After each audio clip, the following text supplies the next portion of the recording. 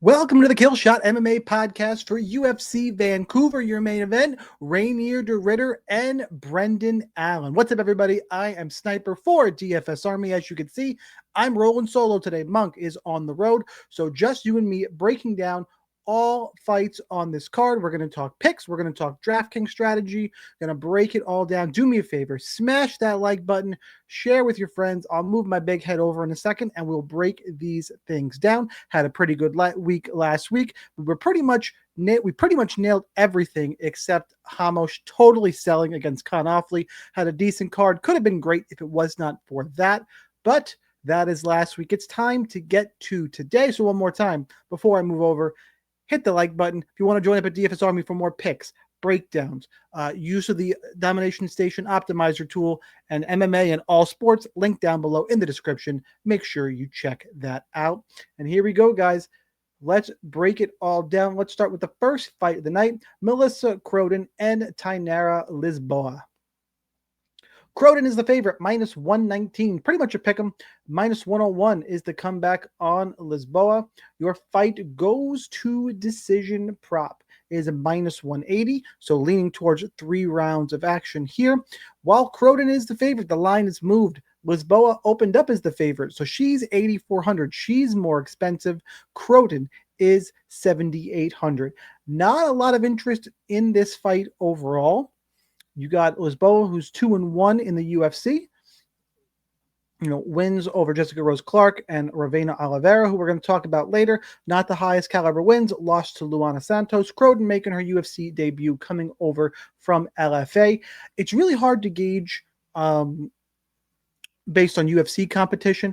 I don't rate Lisboa very highly. Croden is the younger fighter. She's 10 years younger. She looks better. She looks to be on the come up here. I think she's going to be able to stop the takedowns of Lisboa, and that is where she's going to be able to take over. I think she's more well-rounded. And really, that's why the line is moved this way. And regardless, I'm going to be not highly exposed to this fight. This is an interesting card in that there's some real straightforward overexposure spots and some real straightforward underexposure spots in terms of cards, in terms of fights for DraftKings. This one, I agree with the line movement. I think it's going to get more pronounced. I think Croden's going to end up being chalk odds value on the card. I don't hate eating that chalk because I do think she wins, but overall I'll be under to the fight. So I definitely want to be under on Lisboa. Croden's about field weight, probably going to be a cash game play because she's going to get major odds value, and I do think she is a little bit better overall. Well, just me writing solo tonight, so no one to argue with me. Could be a little bit quicker of a podcast. We'll have tons of opinions. One more plug for DFS Army. There's 4 coaches writing notes. We talk more about the fights pretty much all week long. After weigh-ins, we do our adjustments. For example, on the podcast recorded on Tuesday, we did not know about the Almeida Aswell situation. We saw Almeida's hand, and the sports books must have lost a ton of money because it was clearly broken.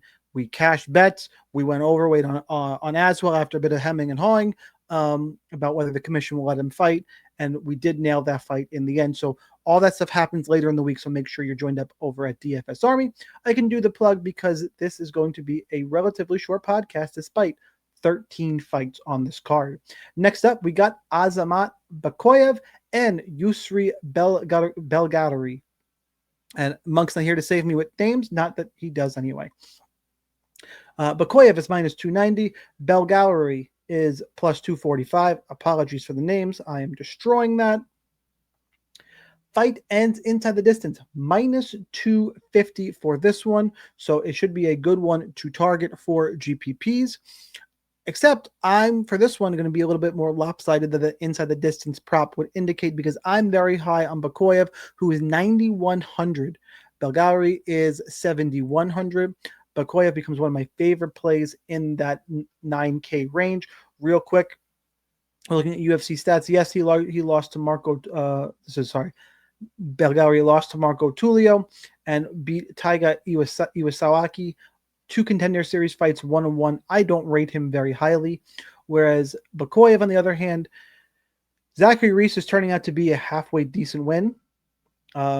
not the worst thing out there. Whereas Ryan Loder, I don't rate him terribly highly, but Bekoev ran through him. He's a big striking middleweight. He can get takedowns. He can do a little bit of it all. And I do not rate Belgaroui very high. I think there's tons of upside here, especially in the 9K range.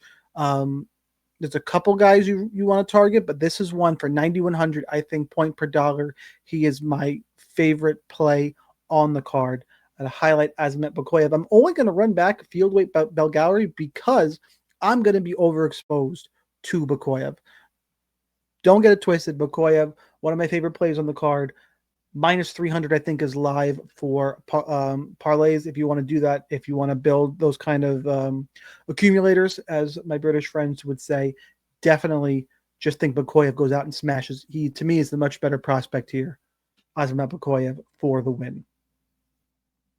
Next fight, let's talk Stephanie Luciano and Ravena Oliveira.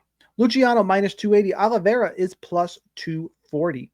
Fight goes to decision, minus 260. That is a big old number. Minus 260 is massive. Your DraftKings salaries for this one. Luciano comes in as the second most expensive fighter on the card at 9,300. Oliveira is 6,900. If you've watched these podcasts before, you picked up on strategy. This is no exception. I think the line is too wide, and mostly I'll have this fight minus 260 to go to decision. Even if you think Luciano wins, Oliveira becomes a phenomenal cash game play. She becomes the #1 cash game punt on the card. Period. End of story. You're going to need cheap fighters. I'd rather play her over anybody cheap, over Silva, over Belgaroui, over Djorden Santos, over Kyle Prepolec. Oliveira is the punt on this card for cash games, period. And I'm going to go ahead and pick her straight out. I do think this line is too wide. And the more I say it, I don't know if I can pick her. Yeah, I'm going to go ahead and do it. Look, Luciano is okay. Her last few fights, she is 1-1 in the UFC, draw on Contender Series, avenged her draw against Talita Alankar. All right. Sam Hughes took her down a bunch, split decision loss. That's a decent loss in the UFC. Sam Hughes, not a world beater, but she's solid. Alankar, she ended up knocking, got a knockdown in that fight. She got decent volume. I'm not totally sold on her takedown defense. I know it's 80%, but Sam Hughes went 3 for 8. You can get takedowns here. And Ravena Oliveira, that's all she's going to want to do. Yes, she lost to Tainara Lisboa, who we talked about earlier. She hasn't fought in 2 years. I do believe she's making improvements. She's going to look for takedowns. I think the path is there. She can get takedowns. Even if Luciano gets back up, I think Oliveira's got a path to get some takedowns. 3 rounds of action means Luciano's going to be real tough for Luciano to pay off her price tag. And I think she's got a hole in that. It's what Oliveira wants to do. So is it a super confident dog pick? No, but I do think the value is on Oliveira. I know the cash game value is there. And 9,300, that's hard to pay off in GPPs. The DraftKings leaning point me toward Ravena Oliveira here. She's very one-dimensional. It is a low-level fight, but that's the breakdown for this one. Let's go talk about the most expensive fighter on the card in Drew Dober taking on Kyle Prepolec. Dober's minus 550. Prepolec is plus 400. Fight ends inside the distance, a healthy minus 200. As I mentioned, Drew Dober is the most expensive fighter on the card, coming in at 9,400. Prepolec is 6,800. Let's remind you who Kyle Prepolec is. Now look, props to him. Second run in the UFC because he took a short notice fight against Benoit Saint-Denis. Terrible matchup. Before that, lost to Nordine Taleb and Austin Hubbard. Both Taleb was a problem in this division for a little while. And Hubbard, he got taken down. He got taken down against Saint-Denis. He's not going to have that trouble against Drew Dober. The problem is, it's Drew Dober. Yes, Dober's lost his last 3. That's Manuel Torres, Jan Silva, Renato Moicano. Beat Ricky Glenn, lost to Matt Frevola, which, by the way, Frevola's not a bad loss. Before that, beat King Green, beat Rafael Alves. Like, he can beat the guys. He beats the guys he's supposed to beat. And that's what Kyle Prepolec is. If they're going to stand and trade, I definitely think that Drew Dober is going to get the best of it. I don't think the Prepolec is going to be able to get takedowns in this fight. He may look for him because that's probably his path to victory. I don't think he gets him. I think Dober outclasses him. I think this is the UFC getting Dober a get-right spot because of the monsters he's been fighting. I think he gets a win here. The odds agree. The DraftKings salary plus the odds indicates that Drew Dober is a solid play. I might run back a little tiny bit, just a little bit, of Kyle Prepolec, and it won't take much to be field weight, and that's probably what I'll target here because he has been chin checked before, against Frevola, against Manuel Torres. I think before that he'd been pretty durable. So just in case the 5% Prepolec that he's going to be rostered, I'll roster that too. I like Drew Dober again in that 9K range. There's not a ton of fighters I'm jumping out of my chair to roster. We already talked about Luciano. Bekoev is one of them. I'm not high on Danny Barlow. We'll talk about that in a minute or have concerns there. So even though Dober's the most expensive fighter at 9,400, he is someone I am going to look to be minimum field weight on. And I feel like he's pretty safe. I don't think Prepolec gets a win here. I have a hard time seeing that one. Let's move on to Danny Barlow, who we just talked about, and Djorden Ribeiro. Barlow, minus 300. Ribeiro, plus 250. Fight ends inside the distance, minus 180. So expecting a finish here. Your DraftKings salary, Barlow is expensive at 9,200. Djorden Santos is 7,000. Now, immediately, Danny Barlow is, look, I was all about Sam Patterson in this fight. I thought it was a bad matchup. But he's not high volume. Like, 47 significant strikes against Nikolai Veretennikov is not a good look. And getting sparked by Sam Patterson. Okay. Before that, beat Josh Quinlan and knocked out Raheem Forrest. Raheem Forrest has not gotten back into the show. Quinlan, his one win was against Jason Witt. And that was a 57-year-old Jason Witt. All right, hyperbole there, but rough to see in the UFC, him back. This guy that we're looking at, Danny Barlow, left-handed guy at minus 300, I'm a little bit concerned. And because he is also low volume, if he doesn't get him out of there in the first round, I don't know if he's going to pay off. Oops, didn't mean to click on Sam Patterson. Santos, on the other hand, look, Will Curry, Ozzy Diaz. It's hard to know what to make of him either. He's been in a couple firefights, 86% takedown defense. I don't think he's going to need that against Danny Barlow. I think he's live here, especially we just saw Danny Barlow get viciously knocked out. I do think Danny Barlow is better and going to be able to maintain range. I'm more worried about the scoring. So I'm going to pick Danny Barlow straight up. I do think he's better, but I'm worried about the volume to reiterate. So how do you play this fight? I don't think you play either guy in cash game. I think Barlow, I'm going to take a risk here and be field or under, and I'm going to go a little bit overweight on Santos. This is one of those, he makes for a better DraftKings play than a pick. If he wins, he likely smashes. Danny Barlow's got plenty of paths to win that don't end up on the optimal lineup, especially at 9,200. Moving on and moving out, we got Hyun Sung Park and Bruno Silva. The flyweights are in action. Park is minus 255. Silva is plus 215. Fight ends inside the distance, minus 140. So about a little more than 50-50. As you can see, the other lines here, over 1.5 is minus 200 and change. So they're really expecting this to be a late finish for Park, is what the lines would indicate we're going to get here. Your DraftKings salaries, Park is 9,000, Silva is 7,200. If we do our past fight and look in here, Park was on a nice little run against the lower end of the division here. He won his way in via road to UFC, then beat Shannon Ross quickly and beat Carlos Hernandez quickly. Then got run over by Tatsuro Taira. That's nothing. I'm not too worried about it. Like, Taira went to split decision against Brandon Royval at the very top of this division. Bruno Silva, on the other hand, he's very similar. He's a very up and down career. Couple losses, 4 straight wins against Bays, Rodriguez, Nam, Djorden, then back-to-back losses against the top of the division in Kopp and Van. And he's been knocked out in 2 straight fights. That being said, what this comes down to is, for me, Silva's got 60% takedown defense. Yes, he's going, he's a sub-threat, but I don't think he's anything that Hyun Sung Park can't defend. I don't think he's going to present enough issues. Flyweights projected to end inside the distance is interesting. I think Park will be able to weather any storm, get takedowns, score pretty well. I think he's got the wrestling advantage. And again, I think that's what the fight comes down to. I'm going to probably go underweight on Silva because there's a couple other fighters I like better, especially at flyweight. Like, I don't think he's going to be able to knock out Park. If he does, I'll probably eat it a little bit. I'm not going to fade him, but Park is one of the ones that I do like. The underdog plays that I like are kind of around this range, but I want to pay. I'd rather play Djorden Santos and Ravena Oliveira than Bruno Silva just based on price. And then, I still got to worry about Brendan Allen, Davey Grant, who hint I'm about to pick straight up later. There's just other places to go, and you can't play everyone. So Park is by far my preferred option in this one.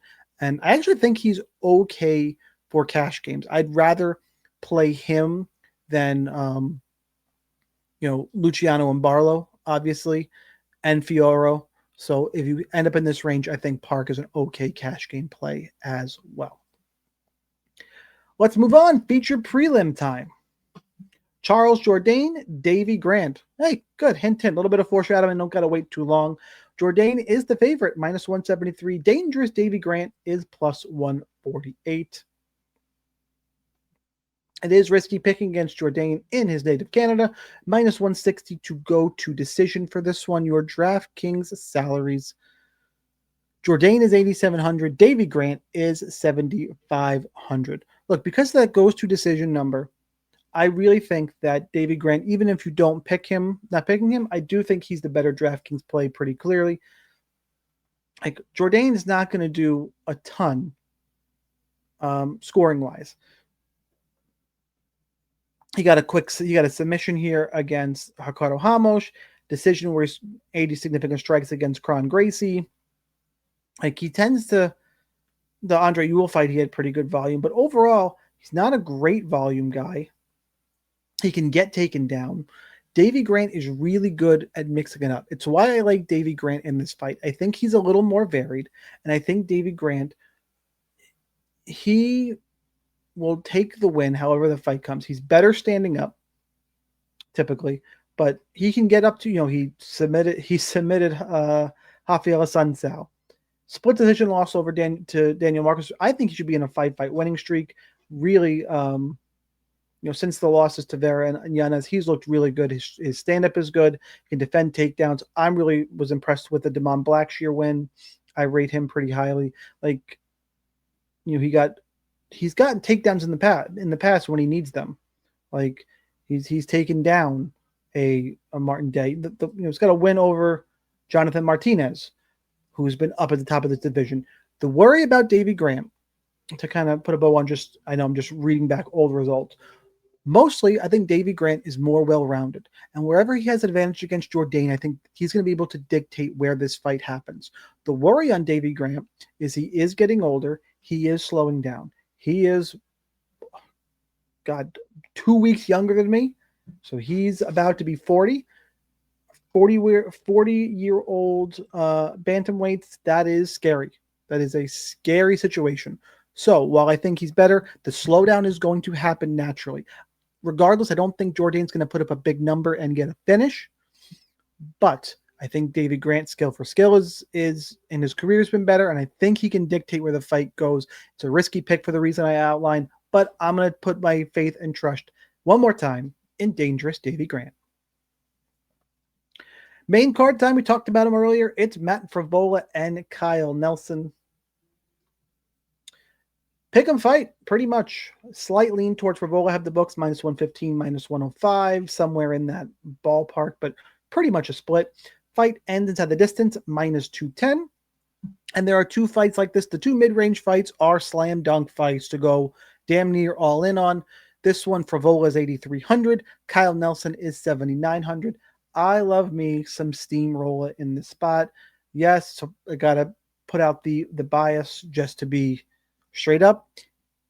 He is a Long Island guy. I am a Long Island guy. He's lost fights to Farazian, Benoit, Saint-Denis. Arman Sarukian. 3 losses, guys, at the very top of this division. And Terrence McKinney is just a wild, puts out a firefight. He got caught early in the first 7 seconds. The win over Dober is a great win. Look, he beats the guys that he should beat and loses the guys towards the top of the division, barring, 7 years ago against Marco Polo Reyes. Like, I think just he's better than Kyle Nelson. Kyle Nelson fighting in Canada has looked good, but he's beat Bill Algeo, who's, I think, on the back half, Fernando Padilla, Blake Builder. To me, not any really impressive wins here. The impressive win he had he lost to Billy Quarantillo. I don't know. People are going to do the MMA math and say, well, he beat Marco Polo Reyes and Frevola lost to him. That was 7 years ago. I think it's I know it's a different fight. MMA math doesn't always work like that. Usually doesn't work like that.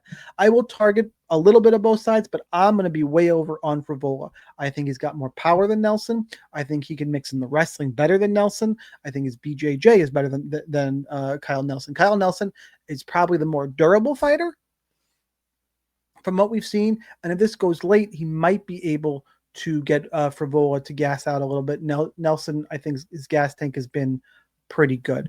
But skill for skill, I'm on the Frevola side. I think it's a get-right spot. He's used to going into enemy territory. He went into France to fight for Aziam. He went into France, I believe, to fight Benoit Saint-Denis. Yes, he lost both those fights. Kyle Nelson in Canada. It's hometown advantage. It's nothing crazy. I think Frevola's the play here. He is my preferred side. Don't mind him in all formats. Definitely risky in cash, but of the mid-range guys, one more time, I got to ride with the steamroller. Just think skill for skill. He's going to get it done here. All right, let's move on. Cody Gibson and Aoriqileng. Cody Gibson, minus 160. Aoriqileng is plus 140. Fight goes to decision is minus 150, so you lose a little bit of DraftKings credit right there. DraftKings salaries, Gibson's 8,600, Aoriqileng is 7,600. I wrote in my notes that both these guys have pretty spotty UFC careers, the best way to put it, and you can see there's just wins, losses going both ways. Cody Gibson had 8 years between UFC stints. He's got a couple wins over Kelleher and Helliger. Aoriqileng on the other side has got some no contest, some wins against bottom level competition, loses to the top guys. So it's spotty is the best. I mean, how I put it, I think it's the best way to put it. For me, similar to what we said earlier, I think Gibson's wrestling is going to be the difference here. Aoriqileng's got 58% takedown defense. Cody Gibson, on the other hand, took down Damon Blackshear, took down Ann Helliger 5 times, took down Kelleher twice, took down Miles Johns once. Miles Johns, straight up wrestler. I think Gibson, the biggest discrepancy in the fight is going to be the grappling, I think, and I give it to Gibson. I think Gibson's got more volume on the feet as well. I will say Aoriqileng is the more likely to get some type of violent knockout. This is one I'm probably going to be about field weight across the board. I'm pretty vanilla. I think there's some upside on both sides. I don't have a super strong take, but I do think overall, stylistically, the fight favors Cody Gibson. So that's where I'm going to go for the pick. I will say, I have to say his cash game viable here too, because in his range is Lisboa, no thanks in cash. Zahabi we'll talk about, no thanks in cash. Charles Jourdain, we just talked about. Those are the 3 fighters right around him, and he's the best cash game option of those 4. He's better a cash game option in my mind than Manon Fiorot. Not better than Rainier de Ritter, but we'll talk about that. But he's in the mix, just in that top. That kind of gives you an idea. And I'm going to be interested in the ownership at DFS Army again to make sure you get access to all those tools. Make sure and subscribe. Check it out. I want to see what the ownership is going to be, because if it's only going to take me 25% to get over the field on Cody Gibson, sign me up. He might come in that 15 to 20% range. If he does, I'll probably be overweight. So there's the breakdown. I'm going to go with Cody Gibson for this one. Let's talk Manon Fiorot and Jasmine Jasudavicius. Fiorot is minus 225. Jasudavicius plus 190. Fight goes to decision, minus 350. DraftKings salaries. Fiorot is 8,900. Jasudavicius is 7,300. Remember that we were talking about Ravena Oliveira being the first person in your cash game lineups? Jasudavicius is right there. Just play the underdog women, similar to Karolina Kowalkiewicz last week. Even though she got knocked out in the third round, she put up a good amount of points. She was live in the fight. I think both women fit the bill here again in terms of just providing some nice cash game safety. And if you really want to mix in, Croden's going to be odds value. So really the underdog women on DraftKings are where you're going to want to be looking to for those cash games. In terms of the straight up fight pick, Fiorot's a motherfucker, man. Like, she is a problem in this division.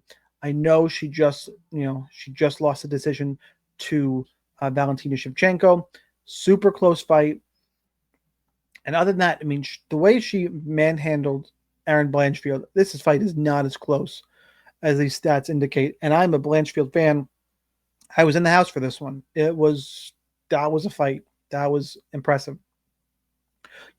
Close fights, but not a, good volume against Blanchfield, because Blanchfield was just shooting takedowns, and then things got ugly on the feet. But this is over 5 rounds. Like, I don't know how she's going to score great against Jasmine Jasudavicius, who's a little more dangerous on the feet than Blanchfield, is also bigger. I think is going to be an issue here. And she's going to look for takedowns. Jasudavicius is going to have a problem here, and why I can't pick her straight up is Fiorot. I saw her takedown defense against Blanchfield. She's 87%. Jasudavicius has got better wrestling than Blanchfield, but I don't know if it's going to be enough to take down Manon Fiorot. I can't pick Jasudavicius straight up for that reason. I think she's live. I'm going to want to be at least field weight.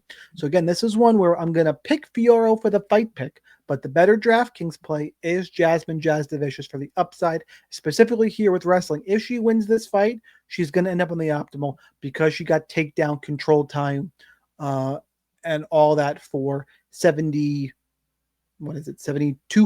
Nope, 7,300 is going to pay off dividends, and she's going to have a good one should that happen here. So live for those reasons, especially on DraftKings. All right, let's talk about Marlon Vera and Ayman Zahabi. Marlon Vera is the underdog. I keep forgetting that. He's plus 110. Zahabi is the favorite at minus 130. It's a close fight. It's pretty much a pick 'em. Fight goes to decision, minus 300. Yeah, that's cool when one fighter is heavily favored and you get some DraftKings value here, but instead, Zahabi's 8,500. Vera is 7,700. Going to straight up tell you, fuck this fight for DraftKings. Vera is a slow starter. Zahabi does not throw high volume at all, pretty much ever. Just going to shoot takedowns, not super dangerous in terms of the knockout power. Vera, tough to finish, has gone 5 rounds with Sandhagen, O'Malley, 3 rounds against Figueiredo. He's been hit with some shots that I cannot believe have not put him out. He's super tough. Instantly, he's super tough means Ayman Zahabi's going to score shit, or should score shit. If Zahabi lands a flash knockdown or starts wrestling, look, then I'm going to lose. Just not going to have a good week. You're not going to win every week. Going to put yourself in the best positions, and that is the best strategy. And the best strategy in that regard is to go underweight to Ayman Zahabi, way underweight. I'm actually going to pick Marlon Vera because I think I'm a little worried about him starting slow, and that we should see the judges in Canada. Yes, those are concerning. But overall, I think Vera's got more impact on his strikes. I'm very worried about the volume here. Has been a slow starter. I don't think he's going to be as uncomfortable striking against Zahabi as he was against Sean O'Malley, Corey Sandhagen. Ayman can be a little bit awkward. I think a little bit of experience on the Vera side. It's a close fight. I would have lined this as a dead pick'em. I lean towards Vera because I think he's the only one with any DraftKings upside. Then again, neither guy's got a takedown in pretty much forever. I'm really splitting hairs here. I don't think this is my 1-star in terms of fight rating for DraftKings. I want basically nothing to do with this on the DraftKings side, and I'll lean ever so slightly towards Marlon Vera, but it's with no degree in conviction. I'm not super interested in this fight. These guys don't really excite me. It's not my type of fighter. Now, some guys will love them. I'd rather. There's not enough volume for me to get excited. I'd rather 2 wrestlers go at it. Quite honestly, I'm more excited for Cody, Gibson, Aoriqileng, and definitely Kyle Nelson, Matt Frevola than this fight. But there is a big name. It's a hobby in Canada. I get it. Just not interested for DraftKings. All right, let's go to the co-main event of the evening. Kevin Holland, Mike Malott. Malott, slight favorite. It's basically a pick 'em, but he's minus 115. Holland is minus 105 in this basically pick 'em fight. This is the other one that I think is a high exposure fight in the mid-range. It is also minus 210 to end inside the distance. This is the actual exact mid-range fight as Malott is 8,200. Holland is 8,000. This is Mike Malott's second shot at the upper echelon of this division. He got Neil Magny. Neil Magny does what Neil Magny does, put down a prospect. Then Malott bounced back against Giles and Radke, and here we are against the ever-fighting Kevin Holland. Like, I know Vince. If you know in DFS Army, you know Vince, one of the coaches who puts out notes, and you know he does not like Kevin Holland. But this is going to be his dude's fifth fight in a year. He's rarely in a boring fight, if ever. I find the talking fucking hilarious. You can hate it if you want. Yeah, man. First, four of his fights ended in four of his last six fights have ended in a finish. He did some gnarly things to Gunnar Nelson in that fight. The one boring fight he's been in was against Michael Page. And that's more of a hit on Michael Page, honestly. It's just a Michael Page fight. He went to split decision against the current champ just 2 years ago in Jack Della Maddalena. This is another step up for Mike Malott. Now, I like Kevin Holland. I'm a fan of Kevin Holland. Mike Malott is unproven. We are fighting in his hometown, but I always take, or I try, to take the emotion out of these things.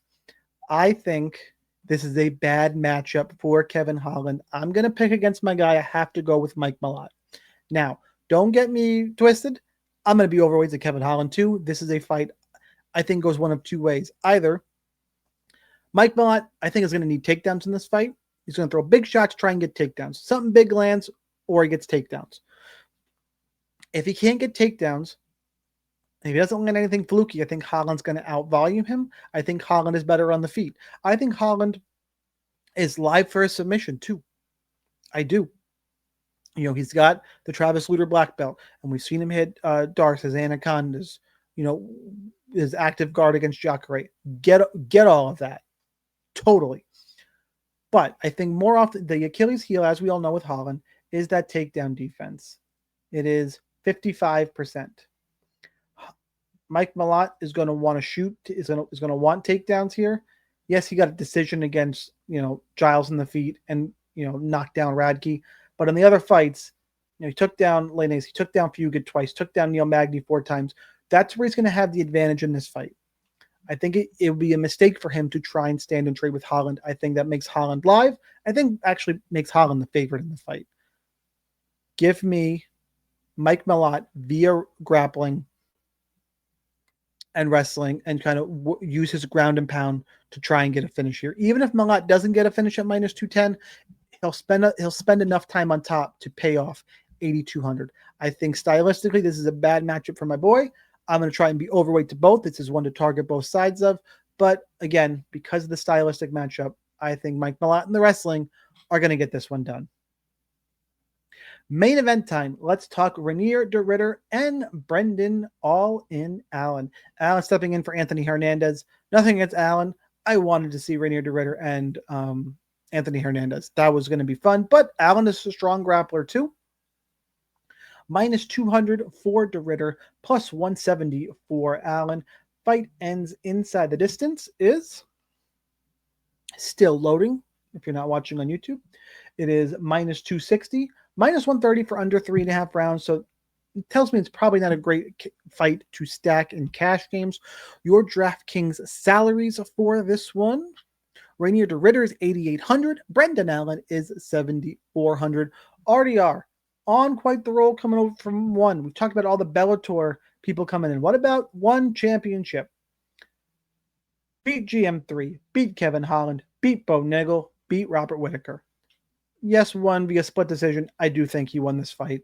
Was close. Look, Rainier de Ridder is going to want to grapple, take you down, use his size, bully you, right? Nichols going to want to get takedowns and then He was ground and then that put him in the world of DeRitter with submissions. It didn't matter because DeRitter landed some nasty body shots. On the other hand, you got Brendan Allen coming who was 1-2 in his last 3 fights. Won his last fight against Marvin Vettori, lost to the aforementioned Anthony Hernandez. Look, he either gets takedown 6 against Chris Curtis, 2 against Paul Craig, quick knockdown of Bruno Silva that led to his submission. Like, he gets takedown submissions. That is his game. It's a little similar to the RDR fight. I will say that Brendan Allen can also fade. He's been 5 rounds before. If this fight gets late, I would favor Brendan Allen because I have not liked what I've seen from the gas tank of Rainier DeRitter, like at all. I have not liked what I've seen from the gas tank. So I'm going to lean Rainier DeRitter because, again, I think that body work, the clinch work, and on the feet is a little bit, I think he'll be able to bully Brendan Allen on the feet. And Allen, where he's strongest, is the grappling, and DeRitter's BJJ judo kind of cancels that out in my mind. We'll see how it plays out. I think the later this fight goes, the more I would lean towards Allen. But in terms of a straight up pick, I'm going to go with Rainier DeRitter. This is one that I want to see the ownerships. I think both guys might get a little bit overowned. Luckily, DeRitter's 8,800. Not a terrible salary for a main event fighter, and Allen, obviously, any win gets him there. This is one where I probably take stands other places. I probably go about field weight on both. I think I agree with the line, but I do think Allen's live to smash the slate. I'd rather take my stands in terms of where I want to get leverage on the field with a overweight on Bekoev, overweight on Dober, underweight on Barlow.